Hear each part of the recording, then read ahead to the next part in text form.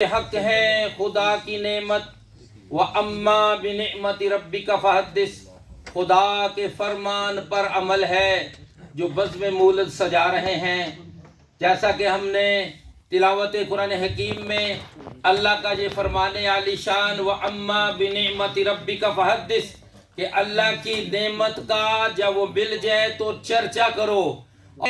جس scholar of اسلام کو، جس عظیم ہستی کو ماشاءاللہ پوری دنیا دیکھتی ہے، بلکہ مجھ جیسے طالب علم ہر جمعے کا دن جب آتا ہے تو 92 جو ٹی وی چینل ہے صبح 7 سے 8 بجے صبح نور پروگرام بھی وہ نور کی صبح، اور اس میں خاص طور پر یہ نور والی سرکار کا جو خیرات بانٹتے ہیں، ہمارے خطبات جمعہ بھی ماشاءاللہ بن جاتے ہیں جی۔ تو ماشاءاللہ وہ شخصیت آج ہمارے درمیان تشریف فرما ہے، حضرت علامہ الحافظ اکرام حسین قادری، کراچی پاکستان سے۔ نعرہ تکبیر۔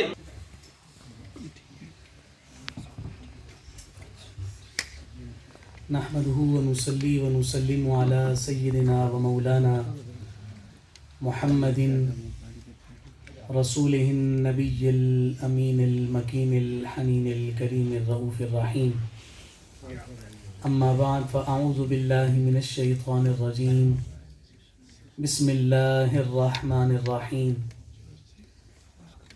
لقد جاءكم رسول من أنفسكم عزيز عليه ما عنتم حريص عليكم بالمؤمنين رؤوف الرحيم، صدق الله العلي العظيم۔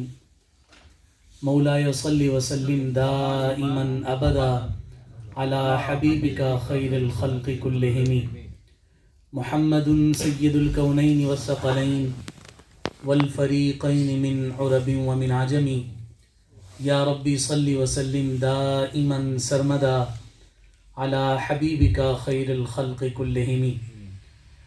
نفرت سے محبت کو خریدا نہیں جاتا، خوشبو کو گلستان سے نکالا نہیں جاتا، سبحان اللہ۔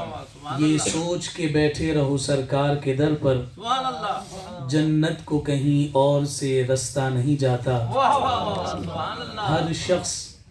ہر شخص کسی نام سے منسوب ہے، لیکن ہر نام کو اس شان سے چوما نہیں جاتا۔ سبحان اللہ۔ میرے سرکار کے لنگر کی یہ تاثیر ہے ناصر، غیروں کا میرے منہ میں نوالا نہیں جاتا۔ اور میرا رسول ہمیشہ کمال کرتا ہے، جو کرے فیصلہ لازوال کرتا ہے، کالا آئے اسے باجمال کرتا ہے، ادنا آئے اسے با کمال کرتا ہے۔ میرے حبیب کو شمس و قمر سے مت پہچان، یہ چھوٹے کام اس کا بلال کرتا ہے۔ سبحان اللہ۔ انتہائی معزز اور محترم، لائق صد احترام، واجب التکریم حضرت قبلہ پیر طریقت الشیخ طیب الرحمن صاحب قادری دامت برکاتہم العالیہ، لائق صد تکریم و صد تحسین حضرت علامہ مولانا محمد رمضان رضا سلطانی صاحب دامت برکاتہم العالیہ، ذی قدر و ذی احتشام، معزز محترم اور محتشم سامعین گرامی قدر اور پردے میں سماعت کرنے والی ہماری عفت مآب مائیں، بہنیں اور بیٹیاں، اللہ رب العزت کے فضل اور اس کی توفیق سے آج ایک دفعہ پھر اس مسجد حاضہ کے خوبصورت صحن میں آپ سے ملاقات ہو رہی ہے۔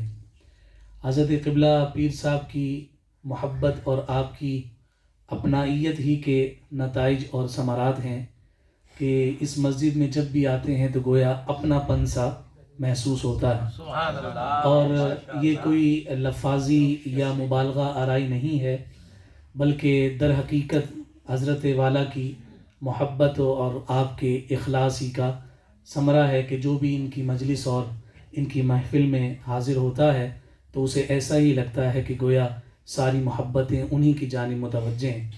اللہ تعالیٰ ان کے مساعی دینیہ کو اپنی پاک بارگاہ میں منظور اور مقبول فرمائے، اور ان کے جملہ جتنے بھی معاونین ہیں متعلقین اور معتقدین ہیں کہ جن کے ساتھ مل کر آپ دین کے ایک عظیم پروجیکٹ کے لیے کام کر رہے ہیں، اللہ تعالیٰ ان تمام دست و بازو بننے والے افراد کو دین اور دنیا کی سعادتیں اور بھلائیاں عطا فرمائے۔ آمین۔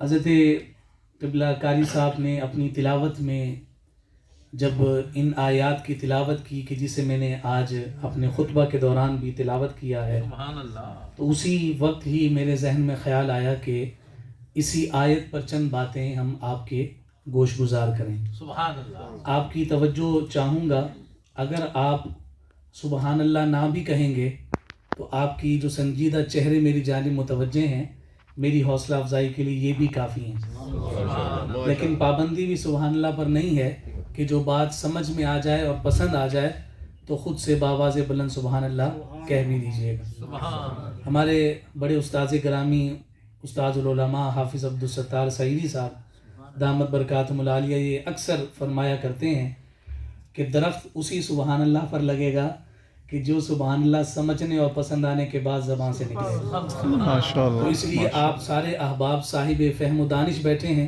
تو سمجھ تو آنی ہی ہے، اور پھر ذکر ہو ذکر رسول کا اور وہ پسند نہ آئے یہ بھی نہیں ہو سکتا۔ اس لیے میرے کہنے کے بجائے اس کے باوجود آپ کی سبحان اللہ کی صدائیں بلند ہوتی رہیں گی۔ ماشاء اللہ، یہ سورۃ التوبہ کی سیکنڈ لاسٹ آیت ہے۔ اس سیکنڈ لاسٹ آیت میں اللہ رب العزت نے امام الانبیاء صلی اللہ علیہ وآلہ وسلم کے 5 اوصاف ذکر کیے ہیں۔ کتنے؟ 5 اوصاف ذکر کیے ہیں۔ 5 الگ الگ مضمون ہیں اور الگ الگ ٹاپکس ہیں۔ پہلا جو عنوان ہے وہ یہ ہے کہ رسول من انفسکم، تم میں سے ہی رسول۔ سبحان اللہ۔ دوسرا ٹاپک ہے عزیز علیہ ما عنتم۔ اللہ۔ تیسرا ہے حریص علیکم بالمؤمنین، اور چوتھا ہے رؤوف، اور 5واں ہے رحیم۔ سبحان اللہ، تو اگر ان 5 پر گفتگو کی جائے اور ایک وصف کو 1 گھنٹہ بھی دیا جائے تو 5 گھنٹے، کیونکہ پورے عنوان ہیں، پورے مضامین ہیں۔ اور پھر اس کے بعد مفسرین صاحب عقیدہ ہوں، تفسیر لکھنے والے اپنا قلم ہی مصطفیٰ کی محبت میں اٹھائیں تو پھر گویا کہ یہاں یہ 5 مضمون نہیں بنتے بلکہ یہ 17 مضمون بنتے ہیں۔ اس آیت میں امام الانبیاء صلی اللہ علیہ وسلم کی شان اور عظمت کے 17 مضامین مفسرین نے ذکر فرمائے۔ ہم ان میں سے صرف ایک کو صرف اشارتاً بیان کریں گے۔ فرمایا رسول من انفسکم، رسول تشریف لائے ہیں اور تم ہی میں سے تشریف لائے ہیں۔ یہ جو انفسکم ہے تم میں سے، اس کی 2 تفسیریں علماء نے ذکر کیے ہیں جو معروف ہیں، اور بھی بہت ساری تفاسیر ہیں لیکن 2 جو بہت واضح ہیں اور علماء کے صف میں سب کا اس بات پر اتفاق ہے کہ انفسکم سے ایک مراد یہ ہے کہ بحیثیت بشر، چونکہ ہم سب بشر ہیں تو حضور علیہ الصلوۃ والسلام بشر ہی بن کر دنیا میں تشریف لائے، اور اس کی وجہ اور اس کا سبب یہ ہے کہ حضور بشر بن کر بشر میں کیوں آئے؟ اس لیے کہ امام الانبیاء صلی اللہ علیہ وسلم ہادی اعظم ہیں، یعنی سب سے بڑے ہدایت دینے والے ہیں، اور ہدایت کے لیے ضروری ہوتا ہے کہ جو پریچر ہو، جو ہادی ہو، اس کے ساتھ جو لوگ ہدایت لینے والے ہیں ان کے ساتھ اس کی انسیت قائم ہو۔ اس لیے چونکہ ہادی اعظم بن کر آئے تو اس کا تقاضا تھا کہ اسی جنس انسان اور نوع انسان میں تشریف لائیں کہ جب ایک انسان دوسرے انسان کو تبلیغ کرتا ہے اور پھر اس تبلیغ کا اثر قائم ہوتا ہے تو اس کے اثرات بہت گہرے مرتب ہوتے ہیں۔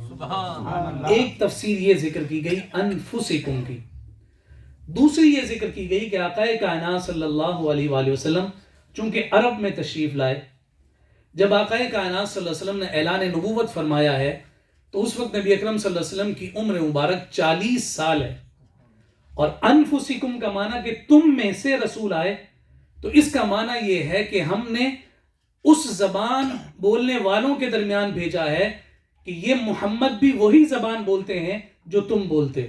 سبحان اللہ. تم ان کے قبیلے کو بھی جانتے ہو, تم ان کے خاندان کو بھی جانتے ہو, انہوں نے تمہارے درمیان ہی زندگی گزاری ہے, ان کے والد کو بھی تم جانتے ہو, ان کی والدہ کو بھی تم جانتے ہو, ان کے ننیال اور ان کے ددیال کو بھی تم جانتے ہو.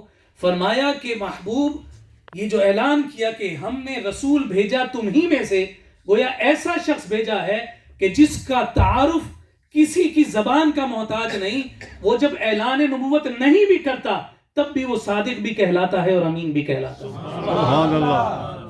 یہ تفسیر تو اس وقت بنتی ہے کہ جب ہم اس آیت کی تلاوت کرتے ہیں لَقَدْ جَاءَكُمْ رَسُولٌ مِّنْ أَنفُسِكُمْ, جو قرات عائشہ ہے, جو ہماری ماں ام المؤمنین جناب صدیق اکبر رضی اللہ تعالی عنہ کی شہزادی صدیقہ بنت صدیق, کہ جس کی عظمت, جس کی پاکی, جس کی عفت اور جس کی طہارت میں اللہ رب العزت قرآن کی 18 آیات کو نازل فرمائے, وہ ہماری ماں سیدہ عائشہ کی جو قرات ہے, آپ جب اس آیت کی تلاوت فرماتی تھیں تو آپ اس کو تلاوت کرتی ہیں لَقَدْ جَاءَكُمْ رَسُولٌ مِّنْ أَنفَسِكُمْ, فا کے اوپر زبر کے ساتھ, رسول من انفسکم. اور جب ہم اس کو انفس پڑھتے ہیں تو یہ سپرلیٹیو ڈگری ہے. آپ سب انگلش سے آگہی رکھتے ہیں اور بہت خوب آگہی رکھتے ہیں, تو اس کے اندر 3 الگ الگ ڈگریز ہوا کرتی ہیں. ایک کو آپ انڈیفینٹ ڈگری کہتے ہیں, دوسرے کو کمپیریٹیو کہتے ہیں, اور تیسرے کو آپ سپرلیٹیو ڈگری کہہ رہے ہوتے ہیں. کہ جب کسی ایک شخص کی کوئی خصوصیت ایز ایڈجیکٹیو ذکر کی جاتی ہے تو اس کے لیے انڈیفینٹ ڈگری کو استعمال کر لیا جاتا ہے. لیکن جب دو کے درمیان کمپیریزن ہوتا ہے, تقابل ہوتا ہے, تو اس کے لیے آپ کمپیریٹیو ڈگری لیتے ہیں. اور پھر اگر کسی وصف کے ساتھ کسی کو خاص کرنا ہو کہ ایسا وصف کسی اور میں موجود نہیں ہے, تو پھر اس کے لیے آپ سپرلیٹیو ڈگری استعمال کرتے ہیں, جیسے گڈ, بیٹر اور دی بیسٹ ہوتا ہے. اور یہ عربی کا قاعدہ ہے کہ اس میں اسے اسم تفضیل کہا جاتا ہے, سپرلیٹیو ڈگری ہے. جہاں پر یہ تکبیر آ جائے, یعنی یہ لفظ آ جائے اور اسم تفضیل کے طور پر آ جائے, جیسے ہم تکبیر بلند کرتے ہوئے کہتے ہیں اللہ اکبر, تو یہ کبرن سے ہے, کبیرن سے ہے, اسی سے یہ اکبر بنا. تو جب آپ اس کا ترجمہ کرتے ہیں اللہ اکبر, تو اس کا معنی یہ ہوتا ہے کہ اللہ سب سے بڑا ہے, ایسا بڑا ہے کہ اس سے بڑا کوئی اور نہیں, اس کے برابر بھی کوئی اور نہیں, سب اس کے نیچے ہے, وہ سب سے بڑا ہے. سبحان اللہ. تو یہ اس میں تفضیل جس کو آپ سپرلیٹیو ڈگری کہتے ہیں, یہ اس کی شان ہوتی ہے. اب اس مقام پر جب انفس پڑھتے ہیں اس کو, تو یہ نفیس سے ہے, مادہ نون فا اور سین کا ہے. فرمایا نفیس, جہاں نفاست ہوتی ہے وہاں لطافت ہوتی ہے, اور جہاں لطافت ہو وہاں کثافت نہیں ہوتی. اللہ رب العزت نے جتنی مخلوقات کو پیدا فرمایا ہے, سب سے زیادہ لطیف جس ذات کو پیدا کیا ہے, جس شے کو پیدا کیا ہے, وہ ذات محمد مصطفیٰ. سبحان اللہ. سبحان اللہ. یہاں فرمایا لقد جاءکم رسول من انفسکم, تحقیق تمہارے درمیان تشریف لائے جو تم میں سب سے زیادہ نفیس ہیں, جو سب سے زیادہ لطیف ہیں, جن کا اشرف ہونا, جن کا افضل ہونا اور جن کا انفس ہونا اتنا واضح ہے کہ ساری زندگی تم اس سے بڑا یا اس کے برابر تلاش کرتے رہو, تمہیں نہیں ملے گا. محبوب ہم نے تمہیں ان کے درمیان بھی بھیجا ہے, اور ایسا بھیجا ہے کہ آپ کو بے مثل اور بے مثال بنا کر بھیجا. سبحان اللہ. سبحان اللہ. تکبیر, نعرہ رسالت, احمد مصطفیٰ. سبحان اللہ. تو انفس ہونے کے اعتبار سے بھی حضور علیہ الصلوۃ والسلام کی شان اس مقام پر ہمیں نظر آ رہی ہے. اچھا, یہ جو 2 آیات ہیں, آخری 2 آیات سورہ توبہ کی, ان آیات کو دیدار مصطفیٰ کا وظیفہ بھی کہا جاتا ہے. سبحان اللہ. حضرت شیخ ابو بکر شبلی رحمت اللہ تعالی علیہ بغداد میں حالت جذب کی وجہ سے مجذوب تصور کیے جاتے تھے. لوگوں نے دیوانہ کہتے تھے, مجنوں کہتے تھے. وہ اپنی موج میں اور اپنے ہی جو ہے وہ مصرف میں ساری زندگی گزارتے رہے. اسی بغداد میں ایک عظیم محدث ہیں جن کا نام ابو بکر بن مجاہد ہے. علم حدیث میں اس وقت ان کا طوطی بولتا ہے. جب آپ حدیث بیان کرنے لگتے تو جمع غفیر ان احادیث کو سماعت کرنے کے لیے آپ کی مجلس میں موجود ہوتا.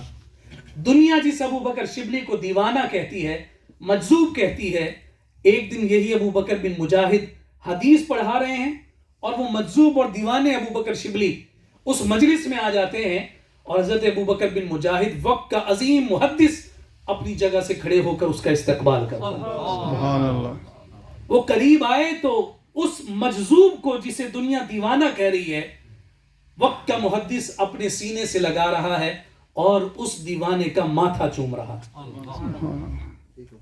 تو جب یہ سارا کچھ محبت بھرا انداز دیکھا, تو جب دریافت کیا کہ حضرت دنیا جسے دھتکارتی ہے, اپنے سے دور کرتی ہے, جدا کرتی ہے, الگ کرتی ہے, اور آپ اس سے اس قدر محبت, اس قدر الفت کا اظہار فرما رہے ہیں, تو جواب میں حضرت ابو بکر بن مجاہد کہتے ہیں کہ میں نے جو رات کو امام الانبیاء کو دیکھا ہے کہ انہوں نے اپنے اس غلام کے ساتھ کیا, میں نے سب کچھ وہی کیا ہے جو محمد مصطفیٰ نے ابو بکر شبلی کے ساتھ کیا. سبحان اللہ. سبحان اس لیے نہیں کہا جاتا کہ جسے کوئی سینے سے نہیں لگاتا اسے مصطفیٰ اپنے سینے سے لگاتے ہیں. تو پھر اس کی وجہ خود بیان کرتے ہوئے کہتے ہیں کہ امام الانبیاء نے یہ جو لطف و احسان اور لطف و کرم اس شبلی پر کیا ہے, اس کی وجہ یہ ہے کہ یہ ہر نماز کے بعد ان 2 آیات کی تلاوت کر کے حضور پر درود بھیجتا ہے, صلی اللہ علیہ یا محمد. ان الفاظ کے ساتھ مصطفیٰ پر درود بھیجتا ہے. تو پھر کائنات کے تائیدار کو یہ ادا پسند آئے, فرمایا کہ ہم پھر تمہیں اپنی محبتوں اور الفتوں سے ایسے نوازیں گے کہ رہتی دنیا تک پھر دنیا جب کبھی ان آیات کے ذریعے سے میرے دیدار کا مشتاق لے گی تو ہم اسے اپنے دیدار سے فیضیاب اور مشرف کریں گے. سبحان اللہ. ان آیات کو دیدار مصطفیٰ کا وظیفہ بھی کہا جاتا ہے. لیکن میں یہاں آپ کی خدمت میں ایک بات عرض کروں, کوئی چیز بغیر تڑپ کے نہیں ملتی. بے شک. ماں بھی اپنی اولاد کو دودھ اس وقت تک نہیں دیتی جس وقت تک وہ چلاتا نہیں ہے, روتا نہیں ہے. کوئی چیز بغیر تڑپ کے نہیں ملتی.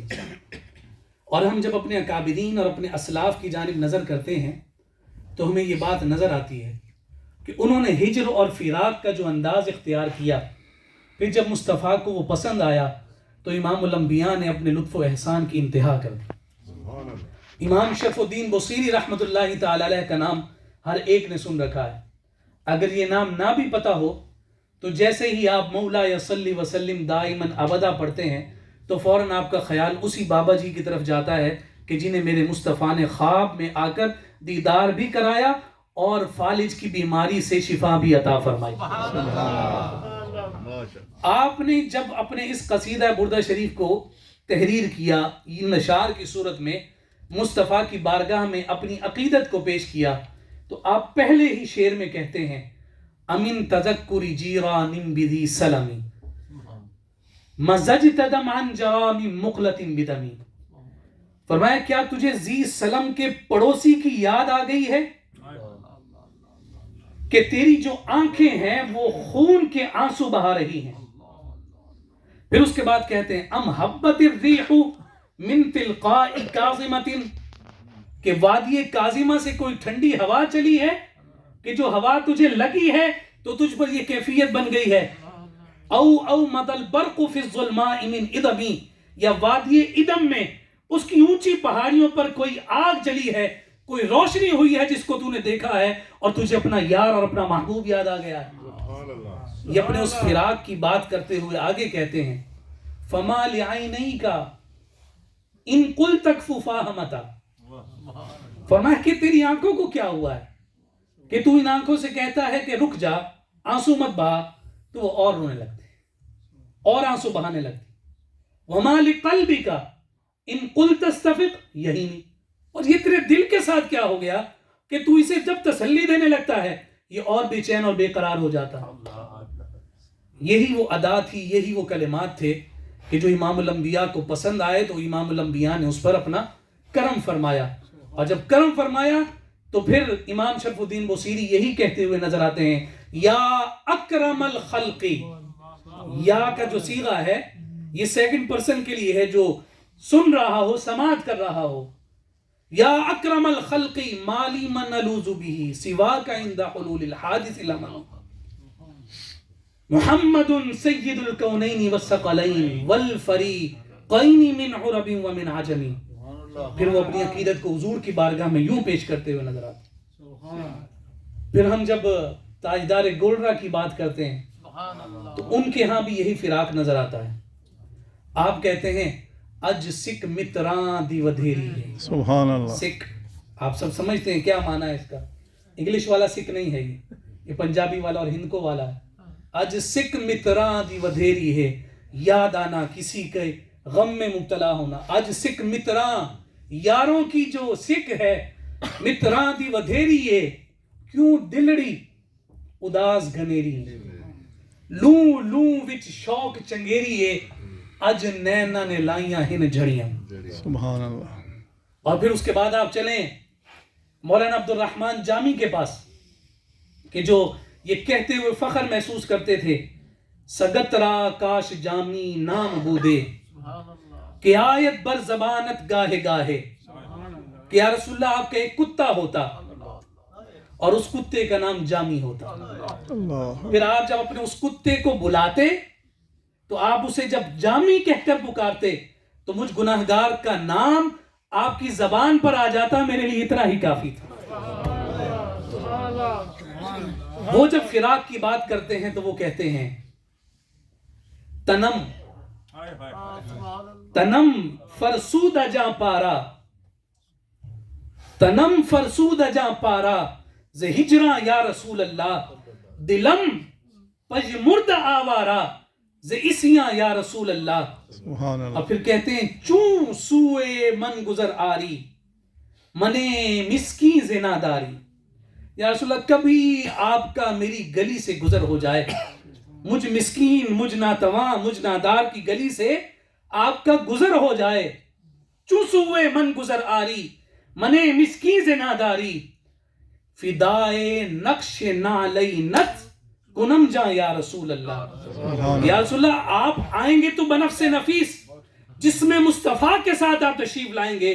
یا رسول اللہ آپ سے جب میں اپنی محبت کا اظہار کروں گا کہ آپ میرے مہمان بنیں گے تو یا رسول اللہ آپ کے چہرے انور پر نہیں آپ کے سینہ مطہرہ پر نہیں آپ کے قدموں پر بھی نہیں آپ کے نالین پر بھی نہیں بلکہ جب آپ خرام ناز فرمائیں گے اور نالین کا جو نقش میری گلی میں بنے گا میں اس نقش پر جامی اپنی جان قربان کر دوں گا.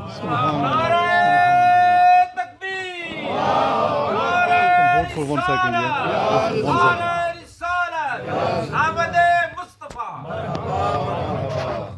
اب آپ یہ دیکھیے کہ یہ فراق اور یہ ہجر اور یہ فصل کی جو کلفتیں ہیں انہیں جب محسوس کیا جاتا ہے اور اس کو جب زبان عطا کی جاتی ہے تو اس کا نتیجہ اور اس کا ثمر پھر یہی ملتا ہے کہ یہی عبد الرحمن جامی اگر آ رہے ہوں مدینہ المنورہ تو امام الانبیاء مکہ کے گورنر کو خواب میں آ کر کہیں اس جامی کو ہمارے پاس آنے مت دینا اس لیے کہ اگر یہ آ گئے تو اپنے ساتھ ایک قصیدہ اور کلام لے کر آ رہے ہیں. اگر اس نے آ کر میری بارگاہ میں پڑھ دیا تو مجھ مصطفیٰ کو اپنے مزار سے باہر آ کر اسے جواب دینا. سبحان اللہ. تو یہ ہجر جو قبول ہو جائے تو یہ کیفیات بنتی ہیں. پھر دیکھیے سیدی اعلیٰ حضرت شاہ امام احمد رضا خان فاضل بریلوی رحمۃ اللہ تعالی علیہ آپ جب حج کے موقع پر گئے یہاں ایک بڑی دلچسپ بات آپ کی سیرت نگاروں نے بیان کی ہے کہ آپ جب حج کے لیے تشریف لے کر جا رہے ہیں تو چونکہ وہ سفر جو ہے وہ بحری ہوا کرتا تھا پانی کے اسفار تھے اس دور کے تو آپ بیچ سمندر کے تھے اور طغیانی آ گئی بڑی بڑی لہریں ہیں اور جو جہاز ہے گویا کہ وہ ڈول رہا ہے خطرہ ہو گیا کہ کہیں ڈوب نہ جائیں. چونکہ سفر اتنا مبارک تھا تو اعلیٰ حضرت نے پھر وہاں کہا تھا کہ آنے دو یا ڈبو دو آنے دو یا ڈبو دو اب تو تمہاری جانب کشتی تمہیں پہ چھوڑی لنگر اٹھا دی. سبحان اللہ. سبحان اب اللہ. چونکہ ہم نے سفر شروع کر دیا ہے آپ کی بارگاہ کے لیے اگر پسند کریں تو غلام کو قدموں میں آنے دیجئے اگر پسند کریں تو آپ اسے یہی ڈبو دیجئے اتنا ہی کافی ہے کہ ہم نکلے تیری بارگاہ میں حاضری کے لیے سبحان اللہ. کہ ہم نے کشتی آپ پر ہی چھوڑ دی ہے اور لنگر اٹھا دیے ہیں اب دیکھتے ہیں کیا ہوتا ہے. آپ جب وہاں پہنچے ہیں تو کسی شخص نے آپ کو تانا دیا. تانا کیا تھا؟ چونکہ مشہور اور معروف تو ہو چکے تھے اپنی شاعری کی وجہ سے بھی، اپنے علم کی وجہ سے بھی، اور اس محبت رسول کے اس عظیم مرحلے اور اس عظیم منصب کی وجہ سے اور اس کے ذریعہ سے. تو وہاں ایک شخص نے تانا دیا اور کہا کہ ہندوستان میں جس نبی کی نعتیں صبح و شام لوگوں کو سناتے ہو کبھی اسے دیکھا بھی؟ جس محبوب کے تذکرے کرتے ہو کیا اس محبوب کو کبھی دیکھا بھی ہے؟ جس کے تم عاشق بنے پھرتے ہو اس معشوق کا کبھی جلوہ بھی کیا ہے؟ یہ ایک عاشق کے لیے اور ایک محبوب کے لیے بہت بڑا تانا ہے. اور جب یہ تانا سنا اس وقت تک دیدار نہیں ہوا تھا. جب دیدار نہیں ہوا تھا تو اب حضور کے مواجہ پر حاضر ہوئے اور حاضر ہو کر اپنی کیفیت کو ذکر کر رہے ہیں. اس کیفیت کو بیان کرنے سے پہلے ایک بات عرض کرنا چاہتا ہوں، وہ یہ ہے کہ برکت جو ہے نا وہ بزرگوں کے ساتھ ہوتی ہے. البرکت مع اکابرکم. ٹھیک، برکت بزرگوں کے ساتھ ہوتی ہے اور برکت بزرگوں کے لفظوں میں ہوتی ہے. ہم بزرگوں سے بڑے نہ ہی احترام کرنے والے ہو سکتے ہیں اور نہ ہی ان بزرگوں سے بڑے عاشق ہو سکتے ہیں. اور پھر وہ اعلیٰ حضرت، ان کے جو اشعار، ان کے جو الفاظ ہوں، کیا ہم ان سے بڑے کوئی مرتب ہو سکتے ہیں؟ نہیں. تو لفظ بزرگوں کے ہی برکت والے ہوتے ہیں اور انہی لفظوں کی ہی برکت ہوتی ہے. اعلیٰ حضرت نے یہاں فرمایا کہ وہ سوئے لال ازار پھرتے ہیں، تیرے دن اے بہار پھرتے ہیں، سبحان اللہ. جو تیرے در سے یار پھرتے ہیں، در بدر یوں ہی خار پھرتے ہیں. اس گلی کا گدا ہوں میں جس میں مانگتے تاجدار پھرتے ہیں. لاکھوں قدسی ہیں کام خدمت پر، لاکھوں گرد مزار پھرتے ہیں. سب ذکر کرنے کے بعد اب اپنا تذلل، اپنی عاجزی اور اپنی انکساری پیش کر رہے ہیں. جن لفظوں کے ساتھ پیش کر رہے ہیں وہی لفظ مصطفیٰ کی زیارت کی وجہ اور سبب بنے تھے. تو لفظ کیا تھے؟ اعلیٰ حضرت پورا قصیدہ کہنے کے بعد کہتے ہیں کوئی کیوں پوچھے تیری بات رضا. تجھے اپنے زمانے میں اور اپنے علاقے میں اعلیٰ حضرت کہتے ہوں گے، تجھے اپنے علاقے میں فصیح اللسان کہتے ہوں گے، تجھے اپنے زمانے میں اور اپنے علاقے میں جو ہے وہ امام المناطقہ کہا کرتے ہوں گے. لیکن تجھے پتا نہیں کہ تو کہاں کھڑا ہے. کوئی کیوں پوچھے تیری بات رضا، تجھ سے کتے ہزار تجھ سے کتے ہزار پھرتے ہیں.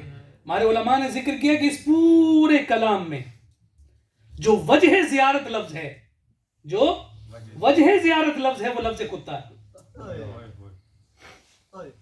اور ہم اسی کو تبدیل کیے بیٹھے ہوتے ہیں. ٹھیک ہے ہم اعلیٰ حضرت کے ادب اور احترام کو اپنی جگہ رکھیں، لیکن اعلیٰ حضرت کے لفظ ہیں اور یہی لفظ قبول ہوئے تو دیدار ہو رہا ہے. کوئی کیوں پوچھے تیری بات رضا، تجھ سے کتے ہزار پھرتے ہیں. بار بار دہراتے ہوئے غشی طاری ہوئی اور وہیں بیٹھ گئے.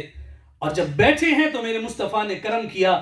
احمد رضا اوروں کو خواب میں آ کر دیدار کراتا ہوں، تیری ادا اور تیرے لفظ پسند آ گئے ہیں، تجھے جاگتی آنکھوں کے ساتھ جلوہ اور دیدار کرا رہا ہوں. سبحان اللہ. سبحان اللہ. اللہ اکبر. پھر جب یہ اشعار آپ نے پڑھے، حضور کا دیدار چہرہ مصطفیٰ سامنے ہے.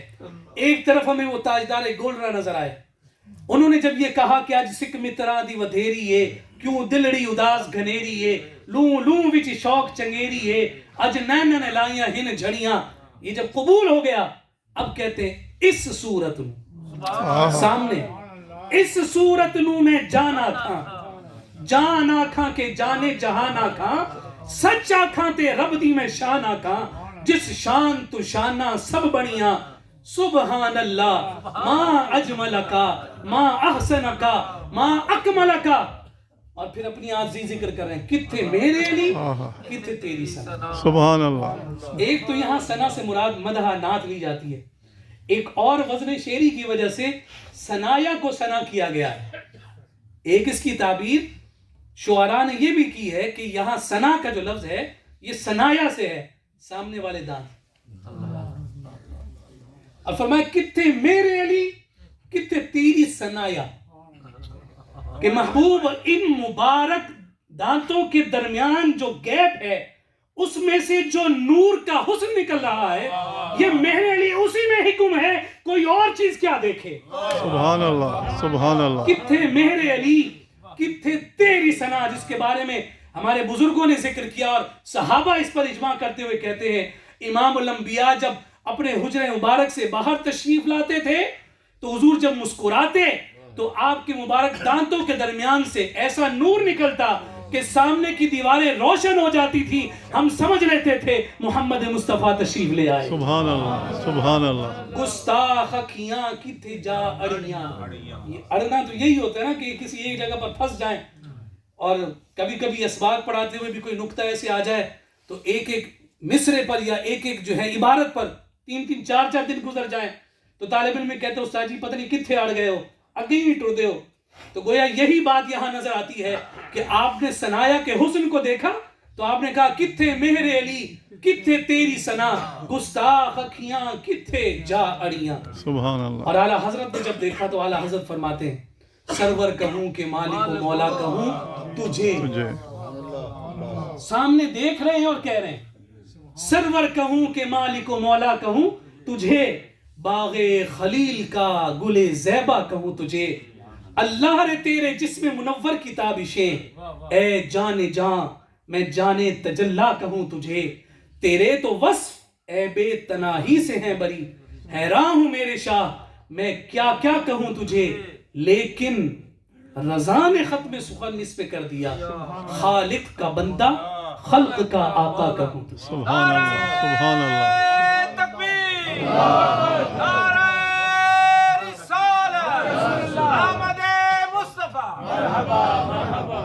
تو اس لیے اس ہجر کو، اس فراق کو اور اس پیاس کو پیدا کرنے کی کوشش کریں۔ امام الانبیاء غلاموں پر کرم فرماتے ہیں۔ ایک شامی بزرگ کا احوال میں پڑھ رہا تھا، ان کے پاس ان کا ایک مرید اور ایک معتقد حاضر ہوا اور کہنے لگا کہ حضرت مجھے بڑا اشتیاق ہے کہ میں حضور کا دیدار کر لوں، مجھے کوئی وظیفہ عنایت فرمائی۔ تو آپ نے فرمایا کہ ایسا کرو کہ رات میرے پاس ہی ٹھہرو، صبح تمہیں وظیفہ دیں گے، پھر اس وظیفے کو اختیار کر لینا۔ رات کو انہیں وہاں روکا گیا، جو نان بائی تھا، جو کک تھا، اسے شیخ نے یہ کہ اس کے سالن میں نمک بڑھا دینا اور اس کے 10 پانی مت رکھنا۔ ہم سب جانتے ہیں کہ جب کھانے میں نمک زیادہ ہو تو اس کے بعد پیاس بڑی شدت کی لگتی ہے، اور جو طریقت اور خانقاہوں کے افراد ہوا کرتے ہیں وہ خانقاہوں میں سوال کرنا اس خانقاہ کی بے ادبی تصور کر دیں، جو مل گیا بس وہی کافی ہے جو مرشد نے دے دیا۔ مرشد کی بارگاہ میں جو سوال ہوا کرتا ہے نا کسی شے کا، وہ بھی بے ادبی پر عام جگہوں پر محمول ہوتا ہے، تو اس لیے جو دے دیا جائے لے لیا جائے۔ تو جب دسترخوان سجا، جو سالن آیا اس میں کمال کا نمک ڈلا ہوا تھا، پانی تھا نہیں۔ وہ دیکھیں وہ کوک بھی ہنس رہے ہیں، بزرگ ہمارے کھانا پکا رہے تھے تو وہ بھی مسکرا رہے ہیں، آپ نے تو نہیں نمک ڈال دیا۔ تو جب وہ نمک زیادہ ہے، پانی وہ طلب نہ کر سکے کہ خلاف ادب ہے کہ میں پانی مانگوں کہ مجھے پانی کی ضرورت ہے، کھانا کھایا، اسی شدید پیاس کی حالت میں سو گئے۔ رات گزری، صبح جب بزرگوں کے پاس پہنچے تو انہوں نے پہلا ہی سوال یہ دریافت کیا کہ ہاں بتاؤ رات کیسی گزری؟ تو کہتے ہیں کہ حضرت میرے ساتھ تو رات عجیب معاملہ پیش آ گیا کہ میں تو کھانا کھا کر سویا ہوں، پانی پیا نہیں تھا، اور پانی کی شدید پیاس اور شدت تھی اور اس کی شدید طلب تھی۔ میں رات کو اسی طلب اور اسی پیاس کے ساتھ سو گیا۔ فرمایا پھر خواب میں تمہیں کیا نظر آیا؟ وہ کہتے ہیں جی ساری رات مجھے پانی ہی نظر آیا، جس پیاس کو لے کر میں سویا، جس پانی کی پیاس لے کر میں سویا، مجھے ساری رات پانی ہی نظر آیا۔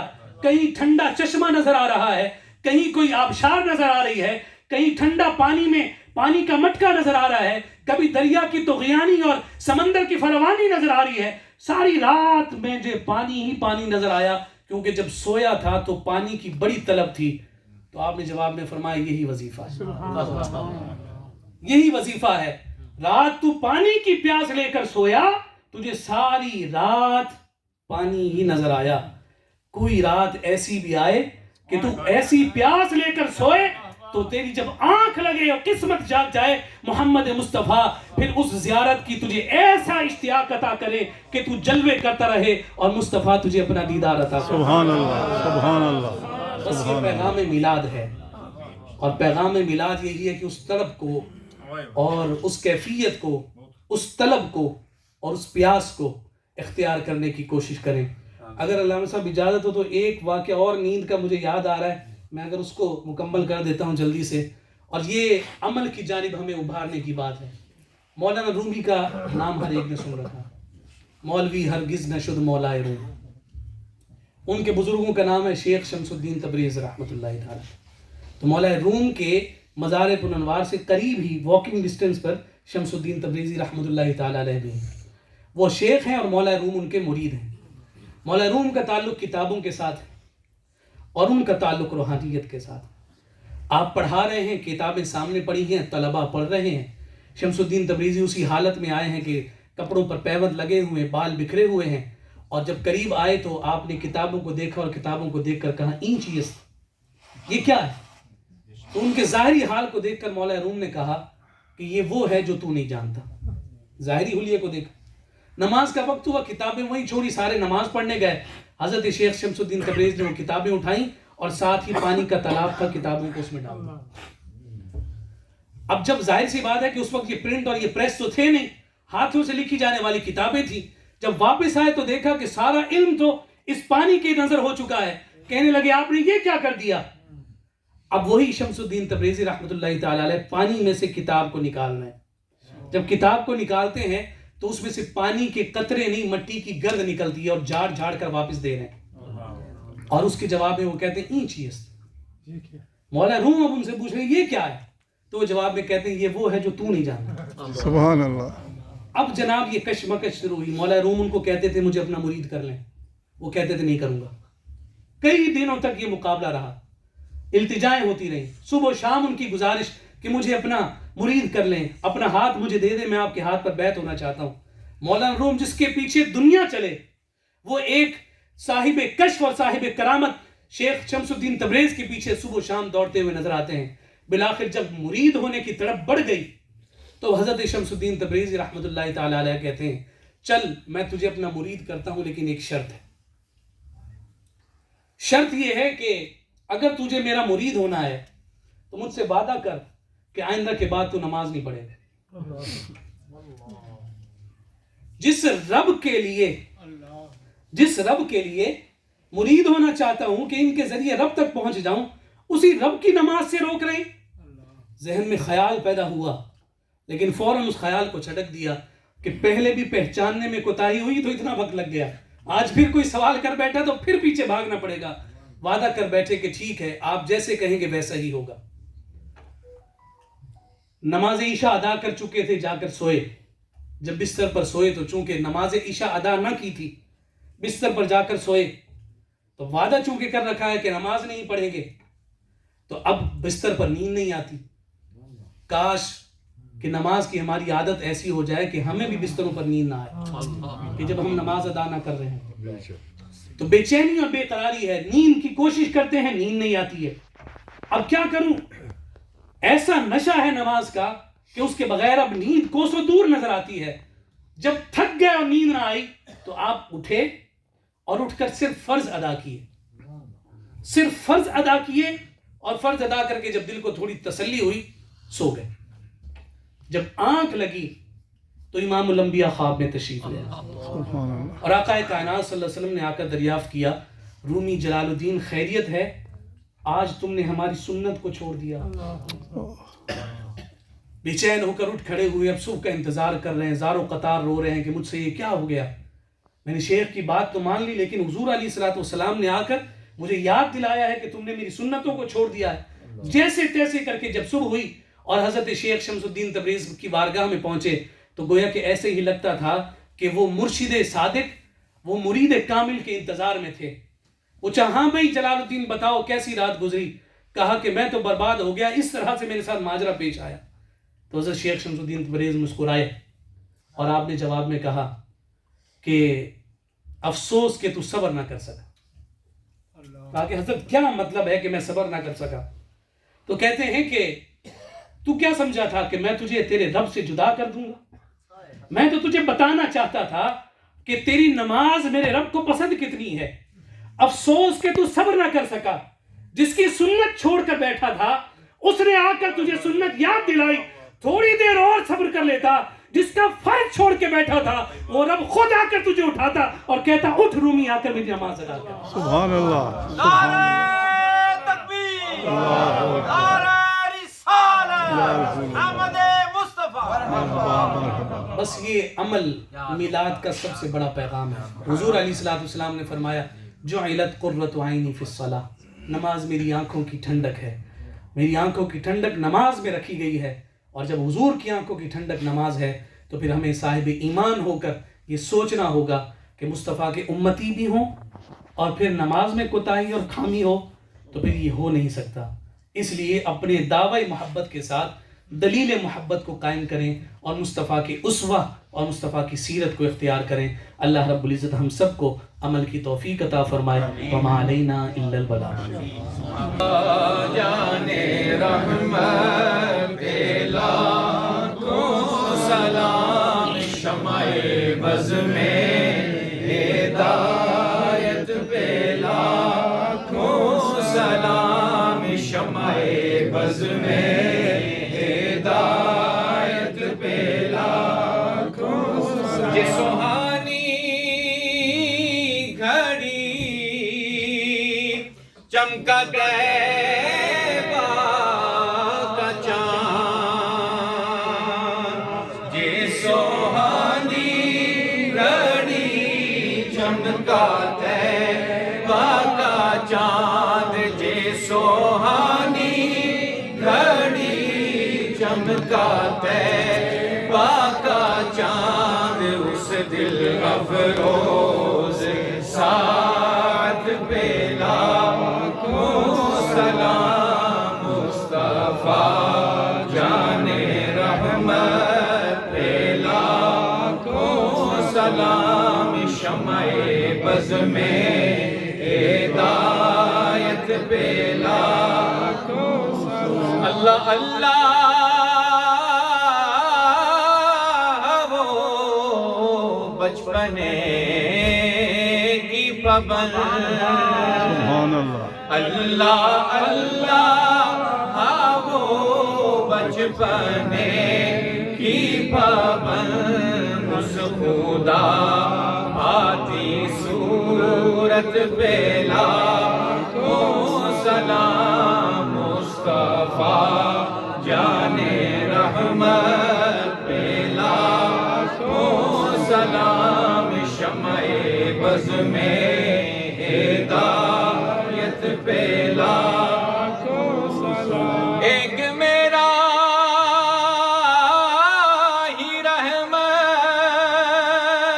پہ دعویٰ نہیں، ایک میرا ہی رحمت پہ دعویٰ نہیں، شاہ کی ساری امت پہ لاکھوں سلام، مصطفیٰ جانے رحمت پہ لاکھوں سلام، شمع بز میں ہدایت پہ لاکھوں سلام۔ یا الہی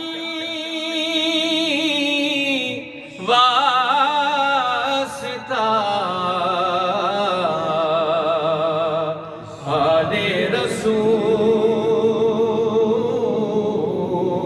رسول، یہ سلام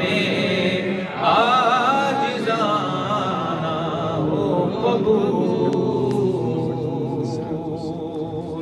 لا الہ الا اللہ، لا الہ الا اللہ، لا الہ الا اللہ، لا الہ الا اللہ، لا الہ الا اللہ، لا الہ الا اللہ، لا الہ الا اللہ، لا الہ الا اللہ، لا الہ الا اللہ، لا الہ الا اللہ، لا الہ الا اللہ، لا الہ الا اللہ، لا الہ